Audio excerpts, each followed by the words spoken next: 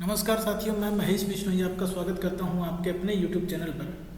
आशा करता हूं कि आप सभी लोग स्वस्थ होंगे, खुशहाल होंगे और आपकी जो तैयारी है एचटेट की वो बहुत अच्छे से चल रही होगी। साथियों, जैसा कि आप सभी जानते हैं कि हम यहाँ पर एचटेट के लिए एचटेट HPSC और PGT केमिस्ट्री के PYQ बैच को लेके चल रहे हैं, जिसमें हमने 2018, 19 और 20 के एचटेट के क्वेश्चन पेपर को सोल्व कर लिया था। आज हम शुरू करने वाले साथियों क्वेश्चन पेपर हमारा 2021 का, और इस क्वेश्चन पेपर में पहला क्वेश्चन जो है हमारे सामने वो कहता है the reaction of benzene diazonium chloride. ठीक है, किसकी रिएक्शन पूछ रहे हैं साथियों? बेंजीन डाइजोनियम क्लोराइड की रिएक्शन पूछ रहे हैं। तो बेंजीन डाइजोनियम क्लोराइड का मतलब हो गया बेंजीन रिंग के ऊपर N2+ एंड Cl-। इसको मैं बेंजीन डाइजोनियम क्लोराइड यानी BDC शॉर्ट फॉर्म में लिख रहा हूँ। बेंजीन डाइजोनियम क्लोराइड की रिएक्शन है साथियों किसके साथ? आपकी फिनोल के साथ रिएक्शन गिवन है। किसके साथ गिवन है? With phenol.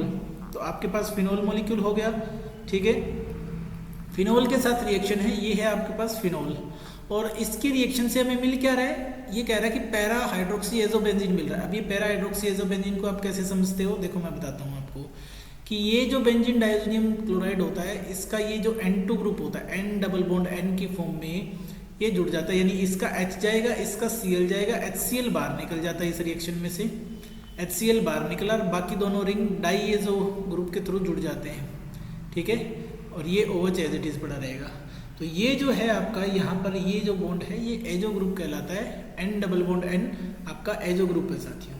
क्या है? N डबल बॉन्ड N, इसको हम कहते हैं एजो ग्रुप। क्या कहते हैं? Azo group. अब ये डाइएजो ग्रुप है, बेंजीन डाइएजोनियम, इसको हम बोलेंगे बेंजी पैरा हाइड्रोक्सी एजोबेंजीन। इसका नाम क्या हो जाएगा? पैरा पोजीशन पे क्या लगा हुआ है? OH ग्रुप लगा हुआ है, तो पैरा हाइड्रोक्सी एजोबेंजीन बोलेंगे, एजोबेंजीन बोलेंगे साथियों। ये जो रिएक्शन है ये बेसिक मीडियम में होती है।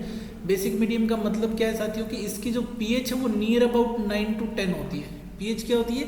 नियर अबाउट 9 to 10 होती है। ये जो पैरा हाइड्रोक्सी एजोबेंजीन बना है ना, इसका जो कलर होता है वो ऑरेंज कलर होता है। ये कैसे कलर की डाई है? ऑरेंज कलर की डाई होती है। और इस पर्टिकुलर रिएक्शन को ही एक और भी रिएक्शन होती है जिसके अंदर हम क्या करते हैं? बेंजीन डाइजोनियम क्लोराइड लेते हैं साथियों। ठीक है, N2+ Cl-, और उसकी रिएक्शन हम किसके साथ करवा देते हैं? एनिलीन के साथ करवा देते हैं। किसके साथ करवाते हैं? एनिलीन के साथ। एनिलीन के साथ जब ये रिएक्शन होती है साथियों, तो ये वाली जो रिएक्शन होती है ये एसिडिक मीडियम में होती है। होगा वही, इसमें भी HCl ही निकलेगा। एसिडिक मीडियम का मतलब है इसकी जो pH है वो नियर अबाउट 4 to 5 होती है साथियों। pH जो है वो नियर अबाउट 4 to 5 होती है। इस रिएक्शन में क्या बनता है हमारे पास? इस रिएक्शन में कुछ ऐसा कंपाउंड बनता है, यानी बीच में तो वही N double bond N group रहेगा ही, डाइएजो ग्रुप की जब मैं बात करता हूँ। ठीक है, और साथ में आपको इधर यहाँ बनेगा पैरा पोजीशन पे अमाइन ग्रुप, यानी इसको हम कहेंगे para amino azobenzene, para amino azobenzene. और ये एक येलो कलर की डाई होती है। कैसे कलर की डाई होती है? येलो कलर की डाई होती है। दोनों ही रिएक्शन को मिला के हम क्या कहते हैं साथियों? दोनों ही रिएक्शन को मिला के कहते हैं कपलिंग रिएक्शन। क्या कहते हैं? Coupling reaction. बहुत ही इंपॉर्टेंट रिएक्शन है हमारे पास, बहुत ही इंपॉर्टेंट रिएक्शन है ये वाली कपलिंग रिएक्शन जिसको हम कहते हैं साथियों। ठीक है, तो कपलिंग रिएक्शन हमारे लिए इंपॉर्टेंट है। इस रिएक्शन की खास बात क्या है कि ये एक इलेक्ट्रोफिलिक सब्स्टिट्यूशन रिएक्शन होती है साथियों। कैसी होती है? इलेक्ट्रोफिलिक सब्स्टिट्यूशन रिएक्शन होती है। कैसी है? इलेक्ट्रोफिलिक सब्स्टिट्यूशन रिएक्शन होती है। और यही हमसे पूछा हुआ है कि इस रिएक्शन का नेचर कैसा होता है। तो ये इलेक्ट्रोफिलिक सब्स्टिट्यूशन रिएक्शन होती है साथियों। Which type of reaction, which of the following, ये किस टाइप की रिएक्शन है? टाइप ऑफ रिएक्शन पूछा तो ये इलेक्ट्रोफिलिक सब्स्टिट्यूशन रिएक्शन होती है साथियों। दोनों की दोनों रिएक्शन डाई इंडस्ट्री में, कलर इंडस्ट्री में बड़ी काम की होती है। क्लियर है? आगे बढ़ते हैं क्वेश्चन नंबर 92 के ऊपर, उसमें ये पूछता है विच of the following pair of elements does not have same size. किसका साइज सेम नहीं है? देखो सीधी सी बात है हमारे पास।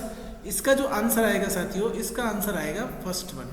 इसका आंसर क्या आएगा? ऑप्शन नंबर 1 हमारा इसका राइट आंसर रहने वाला है। कैसे? देखो जो NB है, नियोबियम जो है वो कहाँ है? वो 5th ग्रुप में है। किस में है? ग्रुप नंबर 5 में। किस में पाया जाता है? ग्रुप नंबर 5 में पाया जाता है। ओस्मियम जो होता है वो ग्रुप नंबर 8 में पाया जाता है।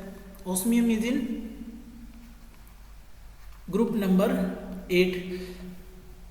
दोनों के ग्रुप नंबर अलग अलग हैं और उनके पीरियड भी डिफरेंट है। ठीक है, पीरियड 5 में नियोबियम जो है वो 5th पीरियड में ही होता है और 5th ग्रुप में 5th पीरियड में, जबकि ओस्मियम 6th पीरियड में होता है हमारे पास। इसका मतलब ना तो ग्रुप नंबर सेम है और ना ही इसके क्या है पीरियड नंबर सेम है। इसका मतलब इन दोनों के साइज क्या होंगे, सेम नहीं होंगे। Do not have, does not have same size, यानी जिसका नहीं है वो पूछा है। जिरकोनियम और हैफनियम का होता है किसकी वजह से, लेंथेनाइड कॉन्ट्रैक्शन की वजह से होता है।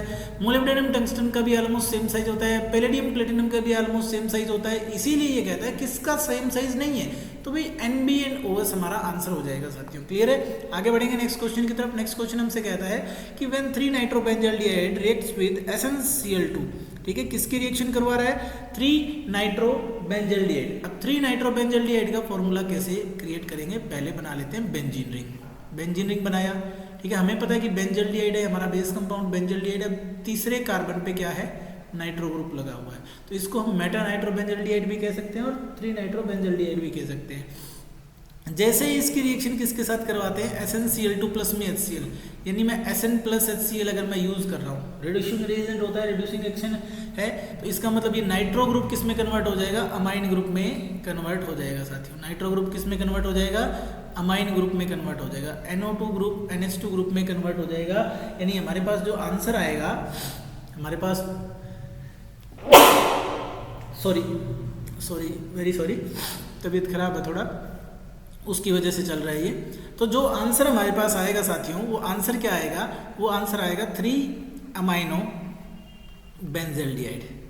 3 अमाइनो बेंजाल्डिहाइड आना चाहिए साथियों। तो 3 अमाइनो बेंजाल्डिहाइड हमें कहाँ दिखाई दे रहा है, थर्ड ऑप्शन में दिखाई दे रहा है। तो इसका मतलब ये हमारा क्या हो जाएगा, करेक्ट ऑप्शन हो जाएगा साथियों। ये क्या है, हमारा करेक्ट ऑप्शन है। क्वेश्चन आगे बढ़ते हैं। क्वेश्चन नंबर 94 क्या कहता है, Freundlich adsorption isotherm is expressed as equation. Freundlich का जो एडजॉर्प्शन आइसोथर्म है, ये सरफेस केमिस्ट्री वाले चैप्टर से, क्लास 12 पुराना जो सिलेबस होता था उसमें से है।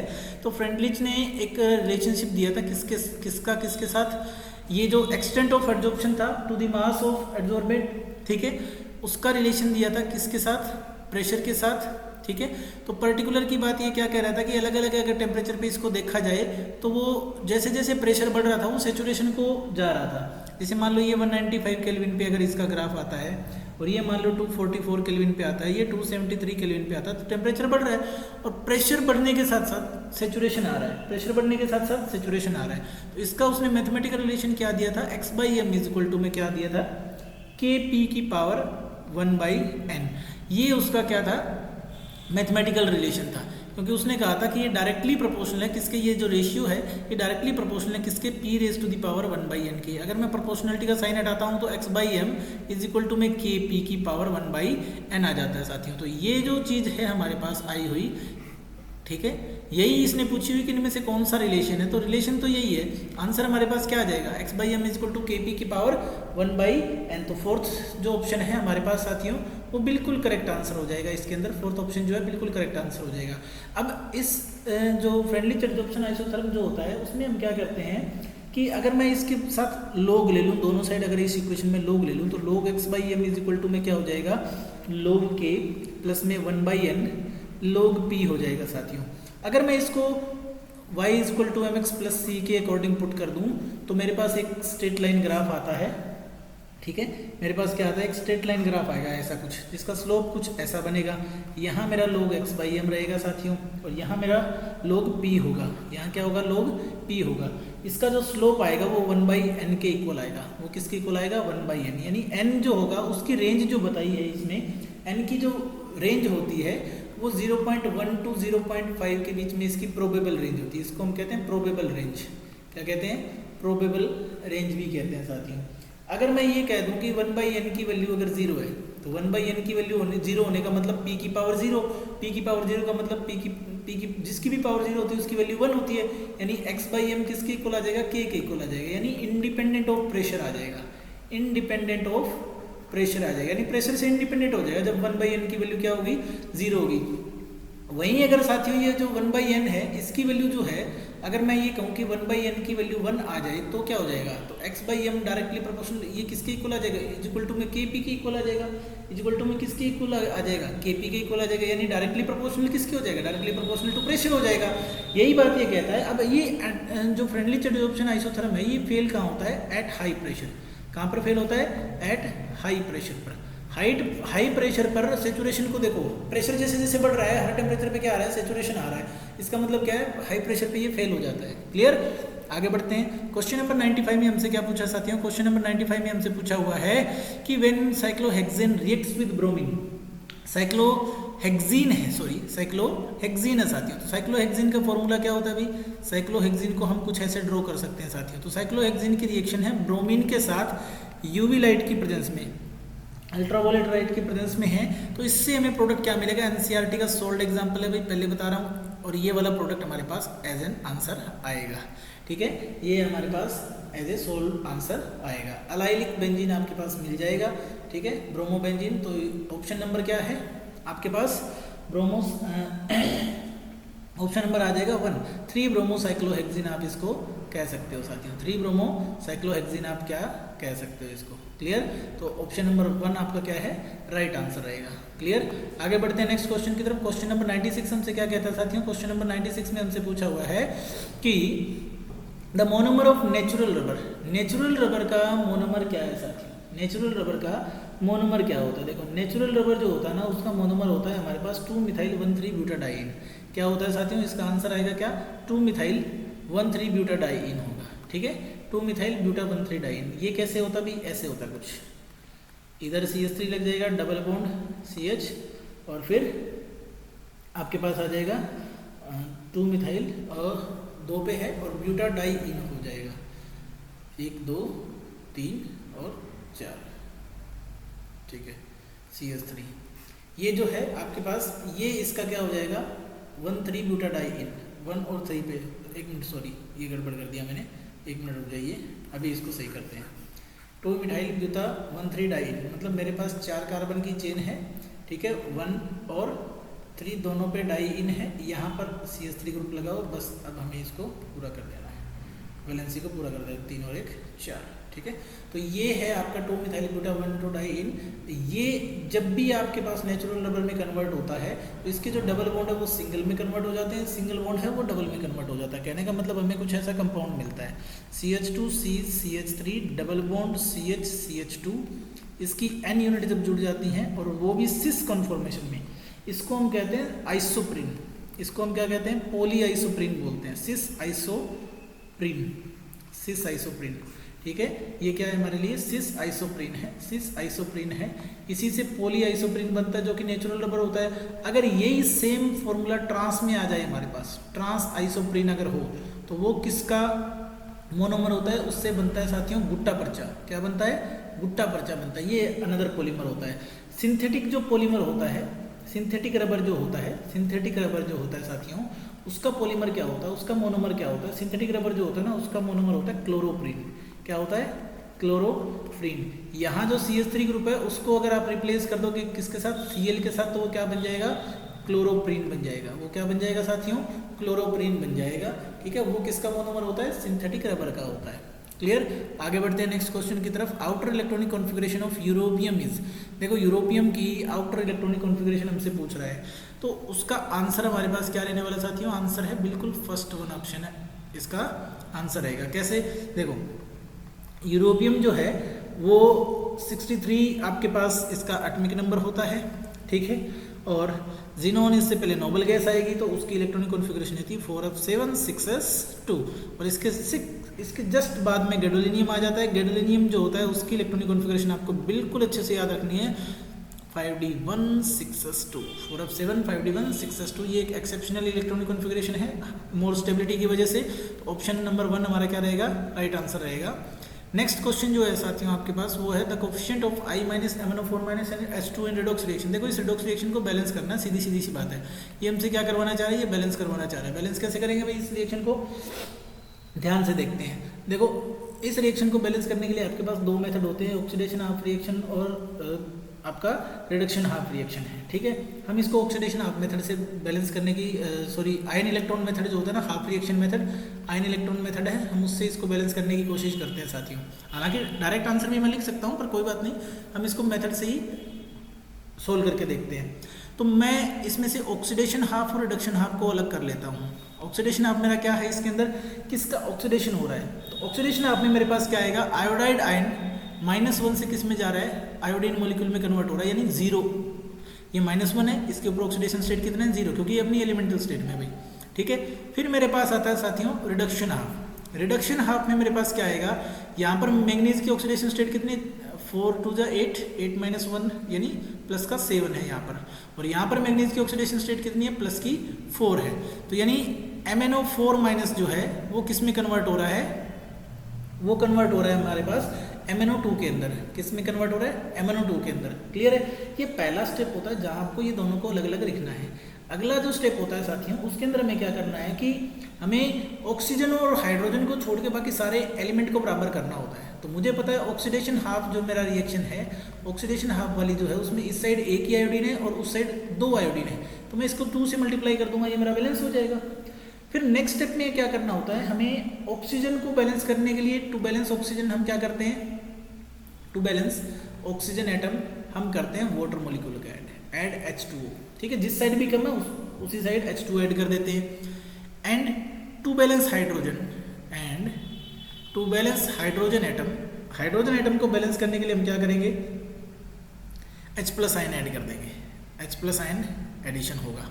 ठीक है, तो अगर मैं इसको ऐसे बैलेंस करता हूँ, देखो इसके पास तो ऑक्सीजन है ही नहीं, ऑक्सीडेशन हाफ में, सिर्फ रिडक्शन हाफ वाले में है, तो मैं उसी इक्वेशन को लिख रहा हूँ, यानी कि मैं MnO4- वाली इक्वेशन को लिख रहा हूँ, और इससे बन क्या रहा है, मेरे पास MnO2 बन रहा है।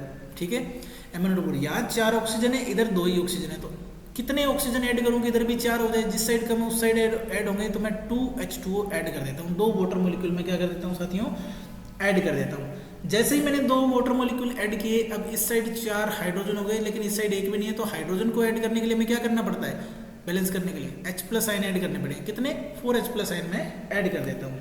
अब चूंकि ये रिएक्शन जो है वो बेसिक मीडियम में हो रही है, कहाँ हो रही है, देखो OH- आयन इन्वॉल्व है, यानी बेसिक मीडियम है। बेसिक मीडियम में क्या होता है कि अगर आपके पास मीडियम बेसिक है, मीडियम कैसा है, बेसिक है, तो आपको क्या करना होता है, OH- आयन ऐड करने होते हैं, OH- आयन ऐड करने होते हैं साथियों। ठीक है, बेसिक मीडियम में OH- आयन, अब इधर 4H+ है, तो दोनों साइड हमें OH- आयन ऐड करने होंगे, तो ये क्या हो जाएगा, MnO4- प्लस में 4H+ प्लस में 4OH- और इससे क्या बन जाएगा, MnO2 प्लस में 2H2O प्लस में 4OH-, यानी बोथ साइड ऐड होंगे OH-, तो ये 4OH-, 4OH- और 4H+ मिलके क्या बना देंगे, H2O बना देंगे, MnO4- प्लस में 4H2O बन जाएगा, और ये हो जाएगी रिएक्शन कुछ ऐसी। ठीक है, 2H2O प्लस में 4OH-। क्लियर। अब जब मुझे ये बात पता चल गई कि इधर 4H2O इधर 2H2O, तो मैं इसमें से ये माइनस कर देता हूँ, मेरे पास लास्ट में जो इक्वेशन बचेगी ये वाली ये बचेगी, इधर 2H2O बच जाएंगे, क्योंकि राइट हैंड साइड में भी H2O है, तो वो 2 मैंने खत्म कर दिए, बच गया आपके पास इतना 4OH-। ठीक है, अब ये वाली जो इक्वेशन बची है, इसको मैं यहाँ ध्यान से अलग रख लेता हूँ, क्योंकि इसको बाद में यूज़ करना है, हमें इसको क्या करना है, बाद में यूज़ करना है। ये मेरी रिडक्शन आप जो है वो मैंने बैलेंस की है। ठीक है, अभी मतलब मैं बैलेंस कर रहा हूँ इस रिएक्शन को। अब आता है नेक्स्ट स्टेप, जिसमें हमें चार्ज बैलेंस करना है, to balance charge. Charge balance करने के लिए हमें क्या करना होता है, ऐड करने होते हैं इलेक्ट्रॉन, एडिशन ऑफ क्या करना होता है, इलेक्ट्रॉन का एडिशन करना होता है। ऑक्सीडेशन आप में देखो, इधर 2 माइनस चार्ज है टोटल मिला के, इधर 0 चार्ज है, तो ऑक्सीडेशन वाली जो रिएक्शन है साथियों, उसको अगर मुझे बैलेंस करना होगा तो मैं 2I- इधर लिखूंगा, इधर मैं आयोडीन लिखूंगा, प्लस में क्या कर दूंगा, 2 इलेक्ट्रॉन ऐड कर दूंगा। इसमें कितना चार्ज है, इधर -1 और इधर 4-, तो मैं इस साइड क्या करूँगा, 3 इलेक्ट्रॉन ऐड और कर दूंगा साथियों। तो ये वाली जो इक्वेशन है मेरी, ये वाली जो इक्वेशन है, इसमें मेरे पास 3 इलेक्ट्रॉन ऐड हो जाएंगे। अब यहाँ 3 इलेक्ट्रॉन है, यहाँ 2 इलेक्ट्रॉन है, बैलेंस इक्वेशन में तो इलेक्ट्रॉन बराबर होने चाहिए, तो मैं क्या करता हूँ, इसको 3 से मल्टीप्लाई कर दूंगा और इस पूरी इक्वेशन को 2 से मल्टीप्लाई कर दूंगा और फिर लिख दूंगा। तो अगर मैं इसको लिखूंगा तो ये क्या हो जाएगा, 3 से मल्टीप्लाई करूंगा तो 6I- हो जाएगा और 6I2 हो जाएगा, 3I2 हो जाएगा, प्लस में 6 इलेक्ट्रॉन हो जाएगा। ये ऑक्सीडेशन आप हो गया, रिडक्शन आप हो जाएगा। 2MnO4 माइनस, 2 से मल्टीप्लाई किया, प्लस में 4H2O हो जाएगा, प्लस में 6 इलेक्ट्रॉन हो जाएगा साथियों, प्लस में मेरे पास 2MnO2 हो जाएगा और प्लस में 8OH माइनस हो जाएगा। अब अगर मैं इन दोनों इक्वेशन को मैं ऐड कर देता हूँ, अगर मैं ऐड करूँगा तो इसके तो राइट हैंड साइड में इलेक्ट्रॉन है, इसके लेफ्ट हैंड साइड में इलेक्ट्रॉन है, दोनों आपस में कट जाएंगे, बाकी पार्ट में ऐड कर दूंगा 2MnO4 माइनस प्लस में 6I माइनस प्लस में 4H2O, ठीक है। और इधर आपको मिलेगा साथियों क्या 2MnO2 प्लस में 3I2 प्लस में 8OH माइनस। तो ये आपके पास बैलेंस्ड इक्वेशन आ जाती है फाइनल फॉर्म। ये बैलेंस्ड इक्वेशन की क्या है साथियों, फाइनल फॉर्म है हमारे पास, ठीक है। ये क्या है, बैलेंस्ड इक्वेशन की फाइनल फॉर्म है हमारे पास, final form of balanced equation, clear. अब जो ये इक्वेशन है इसमें देखो क्या स्टोइकियोमेट्री आई हुई है, क्या स्टोइकियोमेट्री आई हुई है, किस किस की पूछी है, I माइनस की। सबसे पहले तो उसमें 6 है, तो सबसे पहले 6, पहला ऑप्शन तो वैसे ही कट हो गया, चौथा ऑप्शन भी कट हो गया। फिर मेरे पास क्या पूछा हुआ है, MnO4 माइनस, MnO4 माइनस के लिए 2, तो यानी 6 2 4, और फिर क्या है H2O, H2O के लिए क्या आ रहा है 4 आ रहा है, ये रहा, इस साइड वाले पूछे हुए, तो 6 2 4 यही है। इसका मतलब थर्ड ऑप्शन हमारा क्या हो जाएगा, करेक्ट आंसर इसके अंदर हो जाएगा साथियों, क्लियर। आगे बढ़ते हैं नेक्स्ट क्वेश्चन की तरफ। नेक्स्ट क्वेश्चन हमसे कहता है कि in the metallurgy of aluminium what is mixed with purified Al2O3 to lower the melting point of mixture.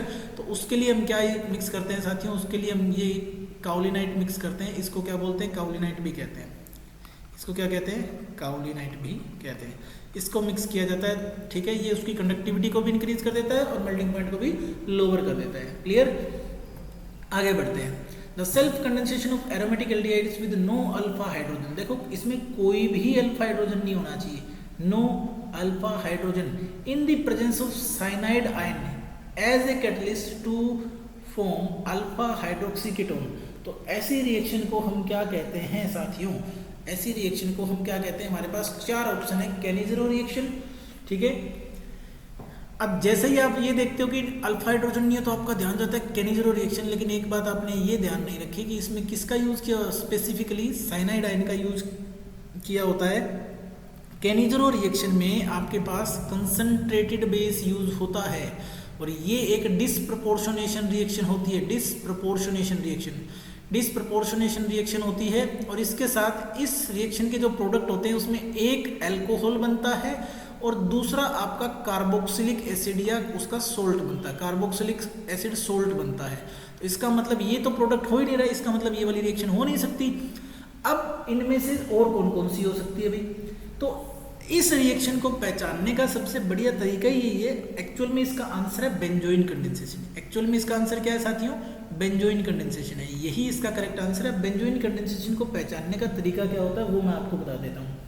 पहली बात तो इसके अंदर सेल्फ कंडेंसेशन होता है। क्या है, सेल्फ कंडेंसेशन। कभी भी अगर इसको पहचानना हो तो सबसे पहले देखो सेल्फ कंडेंसेशन है कि नहीं है, ठीक है। तो इसने पहले ही लिखा है कि सेल्फ कंडेंसेशन होता है, पहली लाइन में फर्स्ट में लिख दिया, तो यहाँ से हमें पता चलता है। दूसरी किसका सेल्फ कंडेंसेशन होता है, एरोमेटिक एल्डिहाइड का होता है भाई। किसका होता है, एरोमेटिक एल्डिहाइड का ही सेल्फ कंडेंसेशन होता है।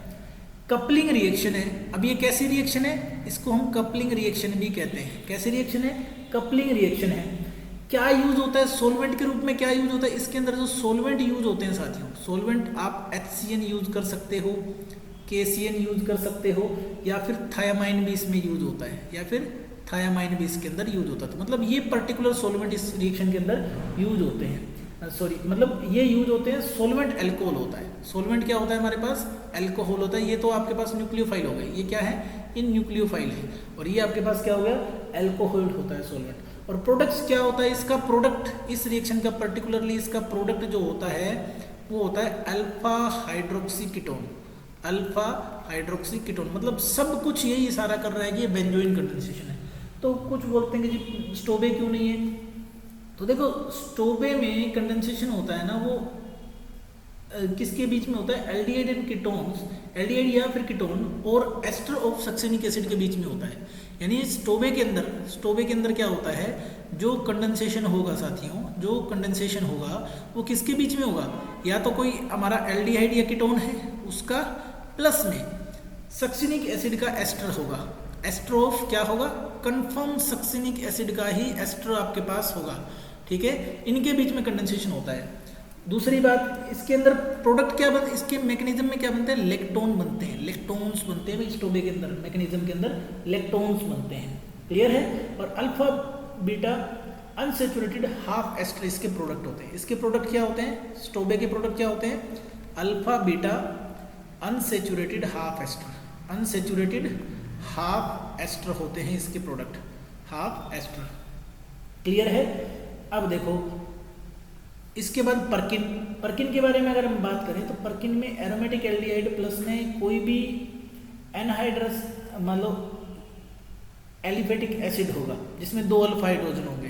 तो पर्किन के बारे में जब हम बात करते हैं तो पर्किन कंडेंसेशन में क्या होता है, एक तो एरोमेटिक एल्डिहाइड होगा कंफर्म, ठीक है, प्लस में एनहाइड्रस, ठीक है, एनहाइड्राइड, प्लस में क्या होगा, एनहाइड्राइड ऑफ एलिफेटिक एसिड, कोई भी एलिफेटिक होगा, एलिफेटिक एसिड जिसके पास 2 हाइड्रोजन हो, 2 अल्फा हाइड्रोजन, 2 अल्फा हाइड्रोजन वाला, इनके बीच में रिएक्शन होगी किसकी प्रेजेंस में, in presence of sodium and potassium, in presence of sodium and potassium salt, ठीक है। प्रोडक्ट क्या बनेगा, अल्फा बीटा अनसेचुरेटेड आपके पास एसिड बनेगा। और इसका प्रोडक्ट क्या होता है, प्रोडक्ट ऑफ द रिएक्शन क्या होता है, अल्फा बीटा अनसेचुरेटेड एसिड होता है, अनसेचुरेटेड एसिड बनते हैं साथियों। तो किसी भी रिएक्शन में ये इंडिकेट नहीं हो रहा था कि ये बेंजोइन है, लेकिन जो इसने पूछा है वो बेंजोइन में इंडिकेट होता है, तो बेंजोइन कंडेंसेशन इसका राइट आंसर हो जाएगा, क्लियर। आगे बढ़ते हैं नेक्स्ट क्वेश्चन की तरफ। Which of the following directs the incoming electrophile at meta position in benzene ring. भाई मेटा में इनमें से कौन सा मेटा डायरेक्टिंग ग्रुप होता है, तो जो COR ग्रुप होता है, ठीक है, जो COR ग्रुप होता है साथियों ये मेटा डायरेक्टिंग होता है। ये कैसा होता है, मेटा डायरेक्टिंग। ये ऑर्थो डायरेक्टिंग होता है, ये भी ऑर्थो डायरेक्टिंग होता है, और ये भी ऑर्थो डायरेक्टिंग होता है। ये तो अल्काइल ग्रुप है, इलेक्ट्रॉन डोनेटिंग होता है। ऑर्थो कौन से होते हैं, जो इलेक्ट्रॉन डोनेटिंग ग्रुप होते हैं। ऑर्थो डायरेक्टिंग कौन से होते हैं, इलेक्ट्रॉन डोनेटिंग, ये भी इलेक्ट्रॉन डोनेशन करता है। मान लो ये भी ऑर्थो डायरेक्टिंग होता है, OCS3 भी ऑर्थो डायरेक्टिंग होता है, इसके पास भी लोन पेयर है, ये लोन पेयर रिंग के अंदर चले जाते हैं। ये रिंग से इलेक्ट्रॉन डेंसिटी को बाहर निकालता है, इलेक्ट्रॉन विड्रॉइंग ग्रुप है, इलेक्ट्रॉन विड्रॉइंग है। ये कैसा है, इलेक्ट्रॉन विड्रॉइंग है, इसीलिए कैसा होता है, मेटा डायरेक्टिंग होता है। कैसा होता है, मेटा डायरेक्टिंग होता है साथियों, कैसा है, मेटा डायरेक्टिंग होता है। आगे बढ़ते हैं नेक्स्ट क्वेश्चन की तरफ। क्वेश्चन नंबर 1 और 2, दो आपके पास कंपाउंड दे रखे हैं, कॉम्प्लेक्स हैं, कोऑर्डिनेशन कॉम्प्लेक्स हैं, और उसमें से ये पूछा कि टाइप ऑफ आइसोमेरिज्म कौन सा है। देखो सीधी सी बात है, जब बाकी सब कुछ सेम और सिर्फ काउंटर आयन आपस में एक्सचेंज हुआ है, जब भी सिर्फ काउंटर आयन एक्सचेंज हो, ओनली क्या है, मैं पहचानने का तरीका बताऊं, ओनली काउंटर आयन एक्सचेंज अगर हो रहा है with A ligand in coordination sphere, ठीक है, कोऑर्डिनेशन स्फीयर या एंटिटी के अंदर एक लिगेंड के साथ अगर काउंटर आयन एक्सचेंज हो रहा है, तो इसका मतलब क्या होता है साथियों, इसका सीधा सा मतलब होता है कि वो आयनाइजेशन आइसोमेरिज्म है। वो कैसा है, आयनाइजेशन आइसोमेरिज्म है। आयनाइजेशन आइसोमेरिज्म समझ में आ चुका होगा कि जिसमें काउंटर आयन भी एक पॉसिबल लिगेंड की तरह काम करता है। अब आता है लिंकेज आइसोमेरिज्म। देखो लिंकेज आइसोमेरिज्म में आप पहचानोगे कैसे, एम्बीडेंटेड लिगेंड होता है।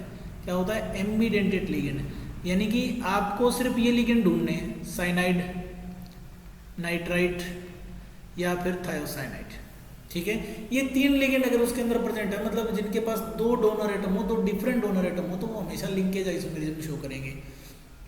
ऑप्टिकल आइसोमेरिज्म के लिए क्या होगा, non super imposable mirror image बननी चाहिए, non super imposable mirror image बननी चाहिए भाई, ठीक है, non super imposable mirror image बननी चाहिए, तभी ऑप्टिकल आइसोमेरिज्म शो होगा। कोऑर्डिनेशन आइसोमेरिज्म के लिए क्या होता है साथियों, कोऑर्डिनेशन आइसोमेरिज्म में क्या होता है कि 2 कोऑर्डिनेशन पेयर है, जैसे मान लो CO1s36 कैटायनिक और एनायनिक स्पीसीज है, मान लो CrCN6, ठीक है, तो इन दोनों के लिगेंड आपस में एक्सचेंज हो जाएंगे। इसका जो कोऑर्डिनेट आइसोमर बनेगा वो ऐसे बनेगा, COCN6 और CrNS36, ठीक है, मतलब 2 कोऑर्डिनेशन पेयर जहां भी दिखाई दे वहां कोऑर्डिनेशन आइसोमेरिज्म हो जाएगा, क्लियर। आगे बढ़ते हैं नेक्स्ट क्वेश्चन की तरफ। Question number 103, which of the following element is member of चाल्कोजन अरे भाई चालकोजन के मेंबर, चालकोजन का मतलब क्या है? ग्रुप 16। कौन सा है? ग्रुप 16 को हम क्या कहते हैं? चालकोजन कहते हैं, चालकोजन्स। अब इसके अंदर कौन कौन से एलिमेंट होते हैं? ऑक्सीजन होता है, सल्फर होता है, सेलेनियम होता है, टेलुरियम होता है। तो यहाँ ऑप्शन में क्या है? पहला ही ऑप्शन करेक्ट है, सेलेनियम इसका सही आंसर हो जाएगा साथियों। क्लियर है? नेक्स्ट क्वेश्चन की तरफ बढ़ते हैं। क्वेश्चन नंबर 104 क्या कहता है? विच of the following gases forms carboxy haemoglobin? इनमें से कौन कार्बोक्सी हीमोग्लोबिन बनाता है? भाई देखो, दो टाइप का हीमोग्लोबिन जो होता है वो उसके दो टाइप के कॉम्प्लेक्स बनते हैं, ठीक है, दो टाइप के कॉम्प्लेक्स बनते हैं। अगर हीमोग्लोबिन ऑक्सीजन के साथ मिलके कॉम्प्लेक्स बनाता है तो उसको हम कहते हैं ऑक्सी हीमोग्लोबिन। क्या कहते हैं? Oxy haemoglobin, oxy haemoglobin, oxy haemoglobin कहते हैं। और अगर वो कार्बन मोनोऑक्साइड के साथ मिलकर कॉम्प्लेक्स बनाता है तो हम उसको कार्बोक्सी हीमोग्लोबिन कहते हैं, कार्बोक्सी हीमोग्लोबिन कहते हैं साथियों, कार्बोक्सी हीमोग्लोबिन। अब अगर इनकी स्टेबिलिटी की बात करें तो carboxy haemoglobin 3 times more faster या स्टेबल बनता है, मोर स्टेबल होता है या फास्टर होता है, बनता है। इसी की वजह से कहते हैं कि कार्बन मोनोऑक्साइड एक पॉइजनस गैस होती है, क्योंकि वो हीमोग्लोबिन के साथ मिलके कार्बोक्सी हीमोग्लोबिन बना देती है। इसकी बाइंडिंग कैपेसिटी ऑक्सीजन से 300 गुना ज़्यादा है, ठीक है। इसी वजह से क्या कहते हैं कि अंगीठी जला के सर्दियों में सोना नहीं चाहिए, नहीं तो मर जाओगे, घुटन से ही मर जाओगे, क्योंकि ऑक्सीजन की डेप्रिवेशन कर देगा, ये खुद जुड़ जाएगा उसकी जगह। क्योंकि अनबर्न कार्बन होता है, वो क्या करता है? कार्बन मोनोऑक्साइड रिलीज करता है। क्लियर? क्वेश्चन नंबर 105 क्या कहता है? Predict the entropy of the following change. देखो भाई, मॉलिक्यूल है, मॉलिक्यूल से एटम में कन्वर्ट हो रहा है, तो जब भी नंबर ऑफ स्पीसीज इंक्रीज हो जाए, नंबर ऑफ स्पीसीज अगर इंक्रीज हो रही है तो इसका मतलब एंट्रोपी इंक्रीज करेगी साथियों। एंट्रोपी क्या करेगी? इंक्रीज करेगी। अब यहाँ एक ही स्पीसीज थी, उससे 2 स्पीसीज बन रही है, 1 से 2, तो रैंडमनेस बढ़ी, रैंडमनेस बढ़ने का मतलब एंट्रोपी भी बढ़ेगी। ऑप्शन नंबर 3 क्या हो जाएगा? इसका राइट आंसर हो जाएगा साथियों। क्लियर है? ऑप्शन नंबर 3 क्या हो जाएगा? राइट आंसर हो जाएगा। उसके बाद है साथियों नेक्स्ट क्वेश्चन आपके पास। Next question, which of the following oxo acid of sulphur has peroxide linkage. देखो, पर ऑक्साइड का मतलब क्या होता है? जब भी आपके पास ऐसा कुछ मॉलिक्यूल बने H2O2, जैसे ये हाइड्रोजन पर ऑक्साइड है जिसमें ये वाला लिंकेज आ जाए, ठीक है, ये वाला लिंकेज, जैसे H2O2 में ये दोनों ऑक्सीजन आपस में जुड़े थे, इसको हम पर ऑक्साइड लिंकेज कहते हैं। तो ऐसा इनमें से किसके साथ होता है? तो ऐसा होता है आपका H2S2O8 के साथ। किसके साथ होता है साथियों? H2S2O8 के साथ। ऑक्सो एसिड है सल्फर का, ठीक है, इसको हम कहते हैं पर ऑक्सो डाइसल्फ्यूरिक एसिड। इसका नाम क्या होता है? पर oxo disulphuric acid, disulphuric acid कहते हैं साथियों, ठीक है। इसकी स्ट्रक्चर अगर मैं बनाऊं तो वो कैसे बनती है? देखो ध्यान से देखो,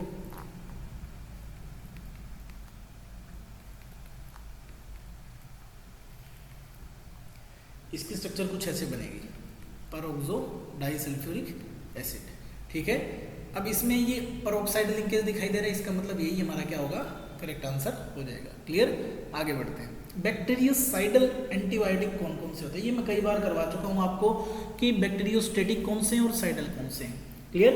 तो साइडल के बारे में पहले मैं लिख देता हूँ कि साइडल कौन कौन से हैं। बैक्टीरियोसाइडल का मतलब होता है किलिंग, यानी ये किल कर देते हैं माइक्रो ऑर्गेनिज्म को या बैक्टीरिया को, क्या करते हैं? किलिंग इफेक्ट शो करते हैं। तो इनमें आते हैं हमारे पास ऑफ्लोक्सेसिन, ठीक है, उसके बाद पेनिसिलिन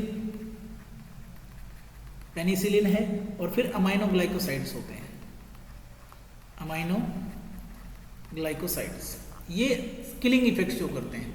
स्टेटिक का मतलब क्या होता है? इनहिबिट करते हैं, उसकी ग्रोथ को इनहिबिट कर देते हैं, बस रोक देते हैं। उसमें कौन कौन से आते हैं? उनमें एरिथ्रोमाइसिन आता है, बहुत यूज होता है एरिथ्रोमाइसिन, ठीक है।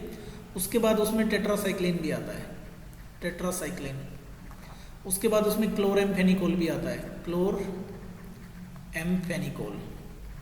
ठीक है, ये भी आता है। तो ये वाले 3 स्टेटिक, ये वाले 3 साइडल। इसका मतलब अभी इसमें से हमने क्या पूछा है? बैक्टीरियोसाइडल कौन सा है? तो ऑफ्लोक्सेसिन सेकंड ऑप्शन हमारा क्या रहेगा? करेक्ट आंसर हो जाएगा साथियों। क्लियर है? आगे बढ़ते हैं। The number of NMR signals produced by one two dichloropropane, one two dichloropropane. तो मॉलिक्यूल बना लेते हैं, देखो ऐसे कुछ आएगा,